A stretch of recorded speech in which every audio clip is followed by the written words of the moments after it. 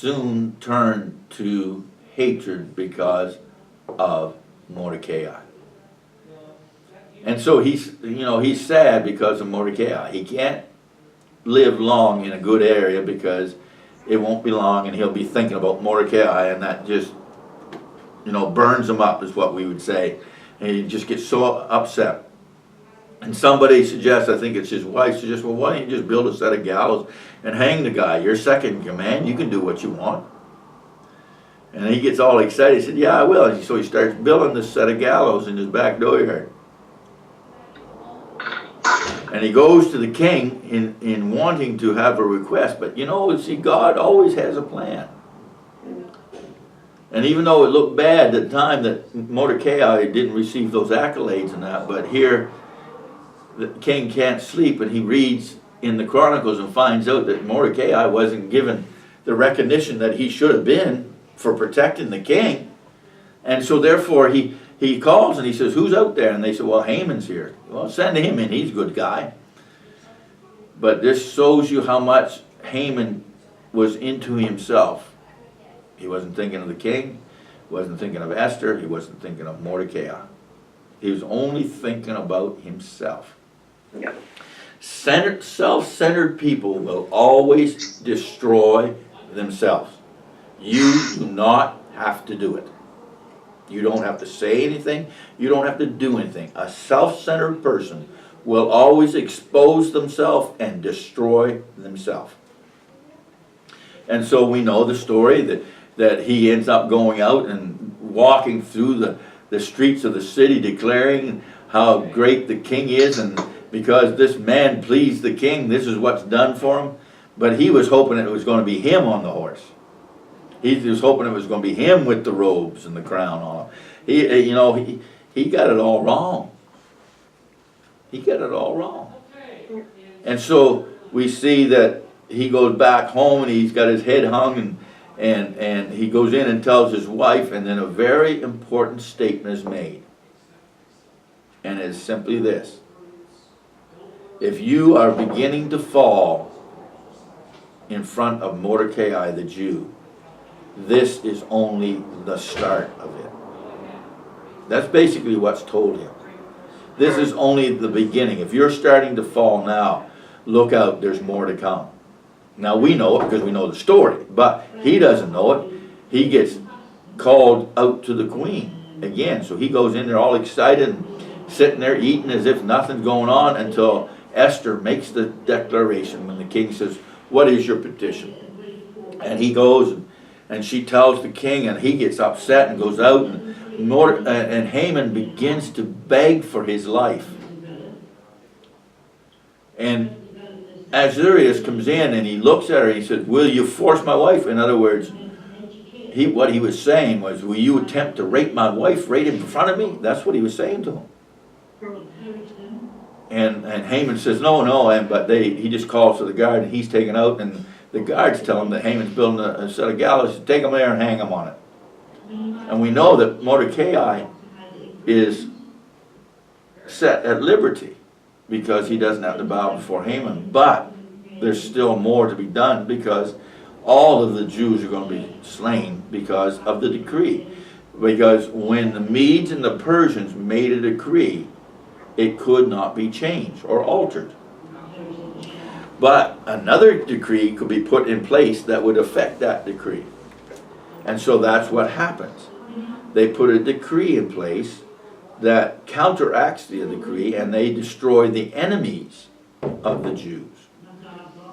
The day before they destroy them, they raise up and they're given authority. And matter of fact, the Bible declares that many of the people became Jews for fear of the Jews. There was a rite that they had to go through, that they had to portray, and in order to take on the Jewish face. And they did this in fear of being destroyed by the Jews.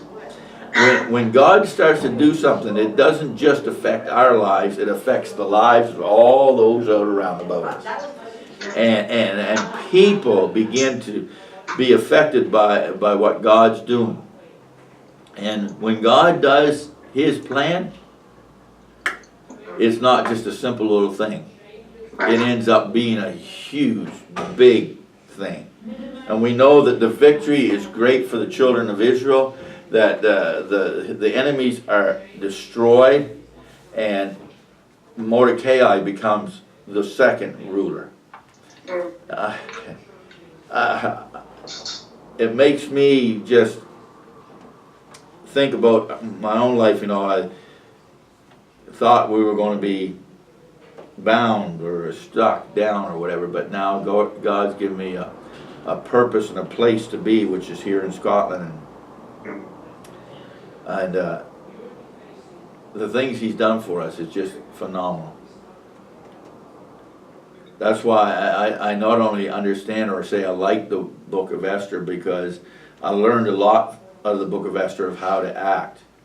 And that doesn't mean that sometimes we don't get upset with the way people treat us, or we get upset with the way people think about us. But it's how we react. And that's why I always say I'm not going to go deal with somebody right now because I'm mad at them. I'm going to go and pray and seek God's face, and then I'll wait and I'll go and talk to them when I'm not in such a miserable mood. We can all be hurt by people, and people can come against us with the wrong motives and the wrong purposes. But as long as we keep our faith in Jesus Christ, He is the one who will fight our battles for us. Amen. Praise God. Okay. Now, Esther in chapters 1 through 4 is the focus is the threat to the Jews. In chapters 5 through 10 is the triumph of the Jews. The topics is about the feast of Azarez and grave danger. But the chapters 5 through 10 is the feast of Esther, and Purim is instituted, and great deliverance. But what I want to do here now is I want to compare Ruth and Esther. Ruth was a Gentile woman. Esther was a Jewish woman, right? Mm-hmm. Ruth was a Gentile woman, but she lived among the Jews. Right. Esther was a Jewish woman, but she lived among the Gentiles. Ruth married a Jewish man in the royal line of David. Esther married a Gentile man who ruled an empire.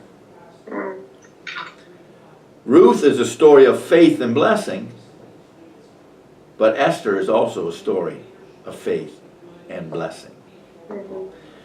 When we look at the comparison, the ending is always the same. Circumstances do not dictate our faith or our blessings. We can have a total different set of circumstances, but still receive the blessings of God through our faith towards Him. Ruth was a Gentile woman. She was a Moabitess, and she was never allowed into the presence of God. She was not allowed in the temple according to the Word of God. But she became a part of the bloodline of Jesus Christ. That blows my mind. Esther, who was a Jewish woman and was not supposed to, be a partaker of anything, becomes a wife of a Gentile king. But it was for the saving of a nation. All these things, when you compare them, they all bring about the same purpose. I know the Jewish people were told to marry Jew to Jew. But here we see that if it's done with the right attitude and the right spirit, there is a change that takes place. And it all comes about serving God and being devoted to Him. And I believe that's what Ruth and Esther both did. It did not matter what their circumstances dictated. It was a matter of what God's circumstances was dictating for them. And so that actually finishes off the historical books. it brings us to a close of another year. I mean, we got 15 minutes left, I see that, but that's all that I have for you for today, and just give me a second. I'm gonna turn this camera off.